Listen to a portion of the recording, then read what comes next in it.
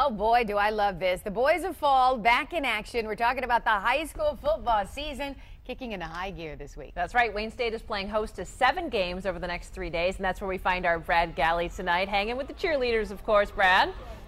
Cheerleaders, the band, the football team, everybody. You guys don't have to shush. You can yell. You can be excited. Come on, let's hear it. How about Noah on the drums here from Trenton High School? So much excitement as high school football really kicks off. We're going to have so much more high school football coverage than we ever have before this season. What we're going to show you as the players take the field next. There is one player in Garden City who is a kicker right now. She's special, not just because she's a girl kicking on a high school football team, but because she's getting help from a Detroit Lion. Our Kacie Hollins has that story. I only had to spend a few minutes with sophomore Alex Sherlock to know she's not searching for the spotlight. She just wants to kick a ball around. Most people say I do it for attention and just to get with all the guys, but that's not it. That had nothing to do with it. I always have a soccer ball at my feet, so football kind of just made it easier. Through a family friend, Sherlock got set up with her very own NFL coach, Detroit Lions kicker Kyle Brinza.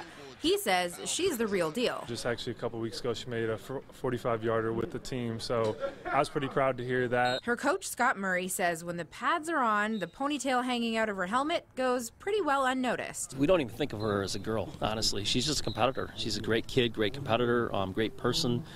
She's constantly working. She's like one of the guys. They joke around, but I feel like they like me and they accept me. And when I asked her about female freshmen following her lead, she answered true to form. Well, they can't take my spot, but I'd help them out, yeah. Sherlock says she's not exactly sure where she wants to go with the sport of football after high school, but it's pretty safe to say she's setting a very positive example for female athletes below her. In Garden City, Kacie Hollins, 7 Action Sports. Yeah, no doubt about that, Kacie. Thank you so much. 7 in the Zone, our high school football coverage this year, bringing to you bigger and better high school football highlights, the cheerleaders, the bands, everything that goes into high school football. We are bringing it to you on Friday nights. And yes, tonight is the kickoff to everything, but tomorrow night, our first Leo's high school game of the week. We left it up to you in a vote, and tomorrow night we're going to Croswell-Lexington for Utica against Croswell-Lexington. We'll be reporting there live at 5 o'clock, 6 o'clock, and then Kacie and I will have all the highlights for you tomorrow night. 11 p.m. on 7 Action News. The excitement is getting started here. The second half beginning between Trenton and Southgate. How about the saxophone guy sneaking up behind me, Heather? That was awesome. Love it. I feel like we should be doing this, to get excited with you. Yes, really good. Oh, yeah. Good stuff. Oh, yeah.